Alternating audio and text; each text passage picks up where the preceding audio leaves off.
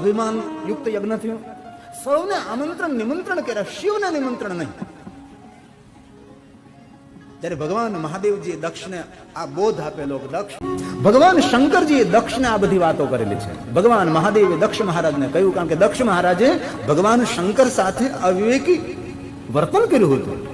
એ કથાથી આપણે સૌ પરિચિત છીએ કે દક્ષ મહારાજે યજ્ઞ કર્યો, અભિમાન યુક્ત યજ્ઞ થયો. સૌને આમંત્રણ નિમંત્રણ કર્યા, શિવને નિમંત્રણ નહીં. ત્યારે ભગવાન મહાદેવજીએ દક્ષને આ બોધ આપેલો. દક્ષ સાંભળો તમે, આ સૃષ્ટિની શરૂઆત ઉપરથી, નીચેથી, પાતાળમાંથી, દિશામાંથી, અનદિશામાંથી આ સૃષ્ટિનો પ્રારંભ નથી થતો. દક્ષ, આ સૃષ્ટિનો પ્રારંભ જ્યાં તમે બેઠા છો, જ્યાં તમે ઉભા છો, જ્યાં તમારું અસ્તિત્વ છે, ત્યાંથી આ દુનિયાનો પ્રારંભ થાય છે. ત્યારે ખુલ્લા આકાશમાં ઉભા રહો, હંમેશા આપણે આકાશના કેન્દ્રમાં જ રહીએ છીએ. આ તમે મંડપમાં બેઠો, કોઈ ઓલા ખૂણામાં બેઠો, કોઈ આ ખૂણામાં બેઠો, કોઈ પેલા ખૂણામાં બેઠો, એ થઈ શકે, જોઈ શકાય. પણ જે આકાશ નામનો એટલો બધો ડૂમ બનાવેલો છે, તેના કેન્દ્રમાં જો. દુનિયામાં ગમે ત્યાં તમે જાઓ, વિમાન ગમે એટલી સ્પીડથી ચાલતું હોય, પણ વિમાન હંમેશા આકાશના કેન્દ્રમાં જ હોય છે. આપણે પણ આકાશના કેન્દ્રમાં જ હોય છે. તેથી ભગવાન શંકરજી દક્ષ મહારાજને કહ્યું કે દક્ષ મહારાજ, આ સૃષ્ટિનો પ્રારંભ જ્યાં તમે બેઠા છો, જ્યાં તમારું અસ્તિત્વ છે, જ્યાં તમે ઉભા છો, ત્યાંથી આ દુનિયાનો પ્રારંભ થાય છે. તેથી જે તમે બોલો, જે તમે વિચારો છો, તમારાથી પ્રારંભ થશે. તેથી દક્ષ મહારાજ, જેવો વર્તાવ આપણે બીજા સાથે કરીએ, એવો વર્તાવ આપણા માટે ફલિત થાય છે. જીવનમાં જે કાંઈ જોતું હોય એ આપણાથી પ્રારંભ થવો જોઈએ. એ વસ્તુ તમને ઉપલબ્ધ થાય, એ વસ્તુ તમને પ્રાપ્ત થાય છે. જે કાંઈ બોલો, જે કાંઈ વિચારો છો, તમારાથી પ્રારંભ થશે. કઈ રીતે દક્ષ મહારાજ? ભગવાન શંકરજી કહ્યું કે પૂર સરોવર જલથી ભરેલું છે. એ સરોવરમાં જ્યાં પથ્થર પડે છે, ત્યાંથી તરંગોનો પ્રારંભ થાય છે. એ તરંગો પૂરા સરોવરમાં ફેલાય છે. એ જ રીતે દક્ષ મહારાજ, જે તમે બોલો છો એ તમારાથી વિશ્વમાં ફેલાય છે. એ તમારાથી શરૂઆત થાય છે. હંમેશા શુભ વિચારો, સકારાત્મક વિચારો, સકારાત્મક બોલો, સારું બોલો, સારું વિચારો. અને એક વાત મહામંત્રને જેમ આપણે સૌ યાદ રાખવાની છે, કોઈના માટે આપણે ખરાબ વિચારતા હોય ત્યારે એનું તો ખરાબ થાય કે ન થાય ખબર નથી, પણ આપણું ખરાબ થવાની શરૂઆત થઈ જાય છે. આપણું ખરાબ થવાના મંગલાચરણ શરૂ થઈ જાય છે. એથી ડાયા માણસોએ, જીવનમાં જેને આગળ વધવું છે, જીવનમાં સફળ થવું છે, ઊંચા શિખર પર પહોંચવું છે, જેને દૂર સુધીની લાંબી યાત્રા કરવી છે, તે માણસે સારું વિચારવું, સારું બોલવું, સારો વ્યવહાર કરવો. જે કાંઈ કરો છો આપણા માટે ફલિત થશે. આ ભગવાન મહાદેવજી દક્ષને આપેલો બોધ છે. અને અહીંયા ભગવાન શ્રી હરિ, ભગવાન વિષ્ણુજી નારદને કહે છે કે નારદ, જ્યારે સંતાપ શરૂ થાય, પુણ્યનો ક્ષય થયો છે. નારદ, આપણો સ્વભાવ હોવો જોઈએ, આપણા જૂના પુણ્યો જ્યાં સુધી આપણને ફલ આપતા હોય, એ સમયમાં નવા પુણ્યો આપણે કરી લેવા જોઈએ. ડાયો ખેડૂત કોને કહેવાય? ખેતરમાંથી એક ઉપજ લે, એ પહેલા બીજી વાવણી, બીજું વાવવા માટે તેની તૈયારી હોય, અને ડાયો ખેડૂત કહેવાય. એક ઉપજ લઈ લીધી, બીજું વાવવા માટેની સંપૂર્ણ તૈયારી હોય. આપણા જૂના પુણ્યો હજી ખાલી ન થયા હોય, એ સમયમાં નવા પુણ્યો વાવી લેવા જોઈએ. અને આપણા પુણ્યો જો આપણા કામ કરતા હોય, તો આપણા માર્ગમાં ગુલાબ ખીલતા હોય છે. ભલે કાંટા હોય, પણ આપણા જીવનમાં સુગંધ ફેલાતી હોય છે. અને જ્યારે પુણ્યો ખાલી થાય, ત્યારે ભવમાંથી ભાલા ઉભા થાય, અણધારી આવી પડે. હવે ભગવાન વિષ્ણુજી, ભગવાન હરિ નારદને કહે, નારદ સાંભળો, તમે ક્રોધ કર્યો, શિવગણોને શ્રાપ દીધો, અનાદર થયો. અને શિવ મહાપણમાં આથી કથાના બે માર્ગો છે. શિવગણો ક્ષમા માગે છે. રાવણ કુંભકર્ણ, એની કથા અહીંયા શ્રી હરિ રામ તરીકે પ્રગટ થાય છે. એ રામચરિત માનસની કથા. પણ અહીંયા આપણે નથી રાવણ કુંભકર્ણ હારે જવું, નહીં ભગવાન વિષ્ણુના અવતાર રામજીની કથા કરવી. આપણે ભગવાન મહાદેવની કથા ગાવાની છે, કહેવાની છે. તો આપણે નારદ સાથે રહેવાનું છે. હવે નારદ હાથ જોડીને કહે છે, ભગવાન વિષ્ણુ, મને સુંદર માર્ગદર્શન કરવા. વિષ્ણુ ભગવાન નારદને સંતાપમાંથી મુક્ત થવા માટે, ઉદ્વેગ અને ભયમાંથી મુક્ત થવા માટેના સુંદર માર્ગો દેખાડે છે. ભગવાન વિષ્ણુજીએ કહ્યું, નારદ, આ પંચાક્ષર મંત્રનો જાપ કરો. આદિ મંત્ર છે, મૂળ મંત્ર છે, મહામંત્ર છે, શ્રેષ્ઠ મંત્ર છે, સર્વોપરી મંત્ર છે. દરેક મંત્રનું જન્મ સ્થાન છે, દરેક મંત્રનું ઉદ્ગમ સ્થાન છે પંચાક્ષર મંત્ર. સપ્તકોટી મહામંત્રે બ્રહ્માજીને સંશય થયેલો કે ક્યાં 7 કરોડ મહામંત્ર અરે કોઈ મનુષ્ય 7 કરોડ મહામંત્રનો જાપ કરે અને જો પુણ્ય ફળ મળે, એ પંચાક્ષર મંત્ર સર્વસિદ્ધિ લભે. નર બ્રહ્માજી તુલન વિધિ કરી, તરાજવાના એક છાબડામાં 7 કરોડ મહામંત્ર મૂક્યા અને બીજી બાજુ એક ઓમ નમઃ શિવાય મૂક્યો, અને પછી બ્રહ્માજીએ જોખ્યું તોડ્યું, સમાન નીવડ્યું. ત્યારે બ્રહ્માજીએ કહ્યું કે કોઈ મનુષ્ય 7 કરોડ મહામંત્રનો જાપ કરે, જે પુણ્ય મળે એ પુણ્ય જપે પંચાક્ષરમાં સર્વસિદ્ધિ લભે. નર દુનિયાના દરેક મંત્રો સદગુરુની પાસેથી ગ્રહણ કરવા પડે છે, ત્યારબાદ એ મંત્રનો જાપ કરી શકો છો. આપણે દરેક મંત્રના અધિકારી નથી. સદગુરુ આપણને માર્ગદર્શન આપે, આધ્યાત્મિક આપણને માર્ગદર્શન કરે. સદગુરુ મંત્ર આપે અને મંત્રનો આપણે જાપ કરીએ, મંત્રનો આશ્રય કરીએ, આપણે તરી જઈએ. પરંતુ જેમને કોઈ સદગુરુ પાસેથી મંત્ર ગ્રહણ નથી કર્યો, કરવો જ જોઈએ. સદગુરુ વગર જીવન અધૂરું છે. ગુરુહીન જીવન એક કલંકિત જીવન કહેતે. પણ જેને સદગુરુ પાસેથી કોઈ મંત્ર ગ્રહણ નથી કર્યો, એ મનુષ્ય પંચાક્ષર મંત્રનો જાપ કરી શકે છે. કેમ? મહાદેવના મુખમાંથી પ્રગટ થયેલો છે. ભગવાન શંકર જગતગુરુ તો છે, ભગવાન શંકર ત્રિભુવન ગુરુ છે, સુરગુરુ છે, ગુરુઓનો ગુરુ શંકર છે. મહાદેવના મુખમાંથી પ્રગટ થયેલો મંત્ર છે. અને પંચાક્ષર મંત્ર કોઈ પણ તરીકે, કોઈ પણ રીતે કરો, કભી નિષ્ફળ નથી હોતો. પવિત્ર અવસ્થામાં, અપવિત્ર અવસ્થામાં, કોઈ પણ સ્થિતિમાં આ પંચાક્ષર મંત્રનો જાપ કરે જરૂર. શિવ મહાપુરાણમાં કહ્યું છે, બહેનો શ્રી શિવાય નમઃ બોલવું. આપણે સવે ઓમ શિવાય નમઃ બોલું, બ્રાહ્મણો ઓમ નમઃ શિવાય બોલું, ઓમ નમસ્તભ્યમ શિવાય બોલું.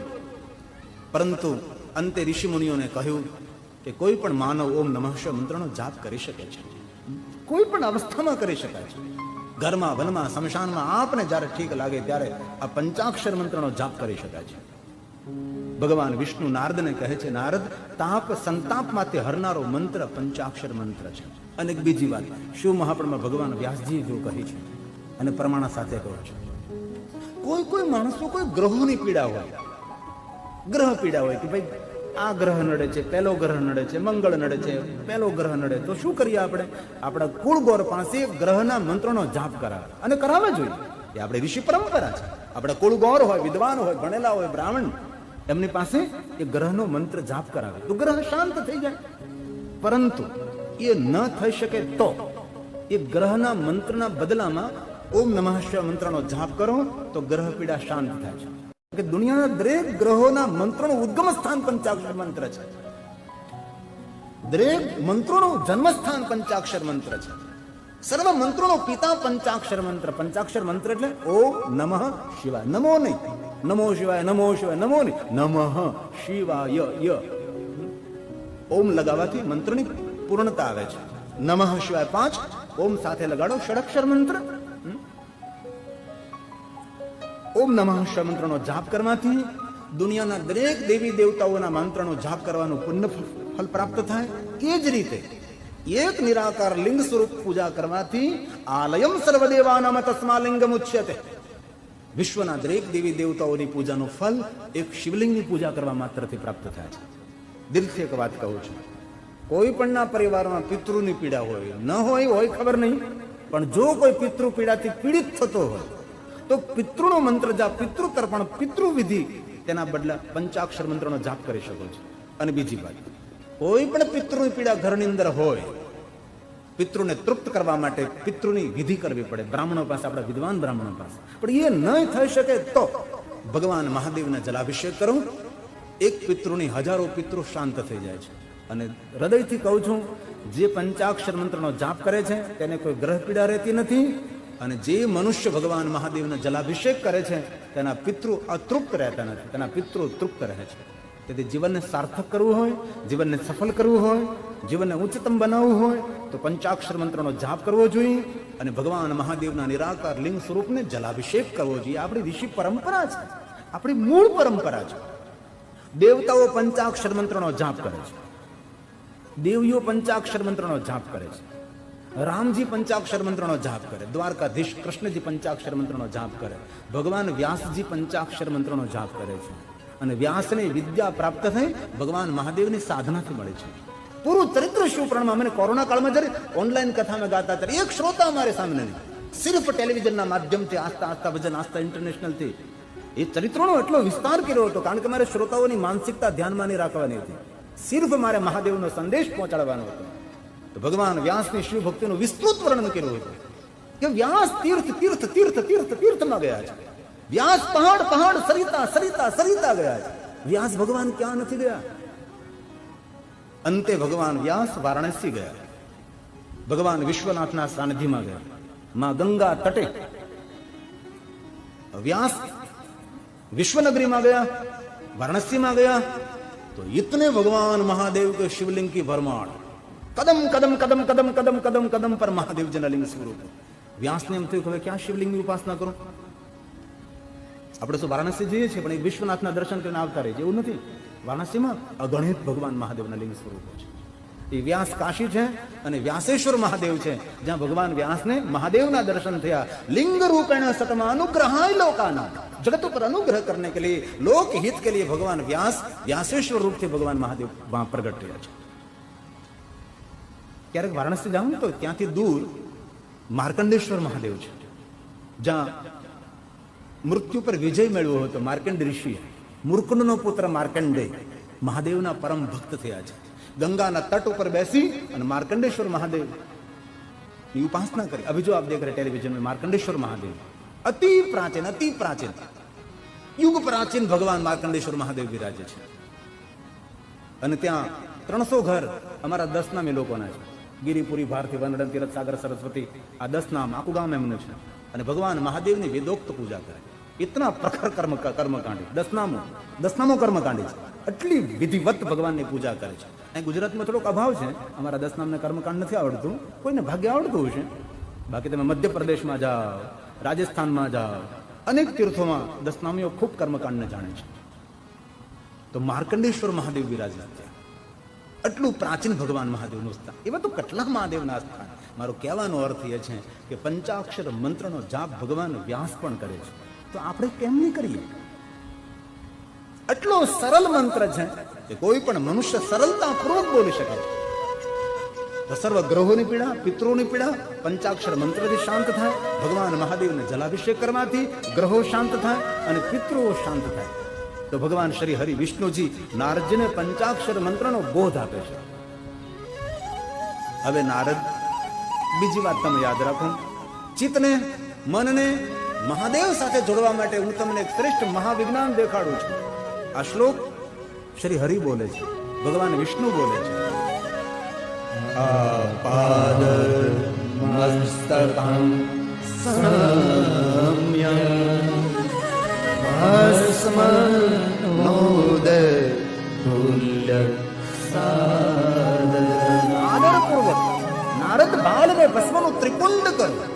બાલમાં ભસ્મનું ત્રિપુંડ કરવાથી ચિત્ત, મન, વિચારો ભગવાન મહાદેવ સાથે જોડાય છે. ભસ્મ ઔષધિ છે, ભસ્મ જડીબુટ્ટી છે. ક્યારે પણ વિચાર કર્યો કે શિવજી અંગ પર ભસ્મ શા માટે લગાવે છે? ભસ્મના કેટલા પ્રકારો છે?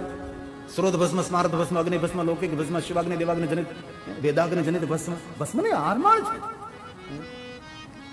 ભસ્મ મહાદેવ એટલા માટે અંગ પર લગાવે છે જગતના સાર તત્વ રૂપે. આ દુનિયા સંપૂર્ણ વિનાશ પામે છે ત્યારે ભગવાન શંકરજી એ વિશ્વને પોતાના અંગ ઉપર ધારણ કરે છે. કોઈ માણસ મરી જાય એની ભસ્મ લઈને શંકર ચોપડતો નથી અંગ ઉપર. પૂરા જગતના સાર તત્વ સ્વરૂપે શંકર સ્વીકારે છે. એ જગત સબ શાંત હો જાતા है.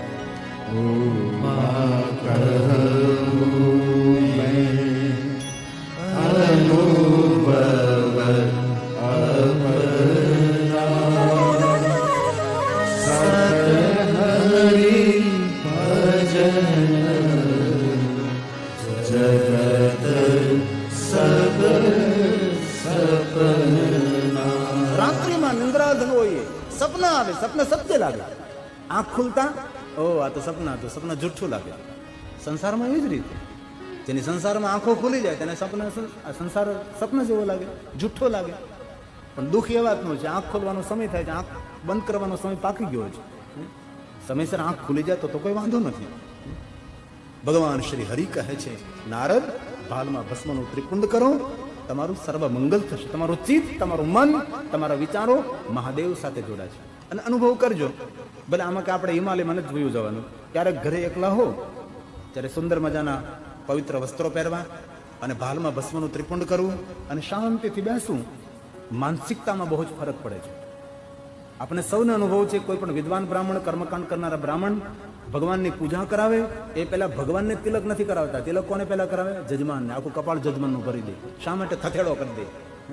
શા માટે? તેનું ચિત્ત, તેનું મન, તેના વિચારો પ્રભુ સાથે જોડાય. આ એક મોટું મનોવિજ્ઞાન છે. તિલક કરવાથી ભગવાન મળે ન મળે વાતને છોડજો, ભગવાનને મળવું નથી આપણે. પણ આ બધું આપણું વિજ્ઞાન છે. હવે ત્રીજી વાત કરે છે. વિષ્ણુ ભગવાને પહેલી વાત કરી પંચાક્ષર મંત્રનો જાપ કરો, બીજી વાત કરી નારદજી ભસ્મનું ત્રિપુંડ કરો, અને હૃદયથી કહું છું નારદજી મહાદેવના પરમ ભક્ત છે.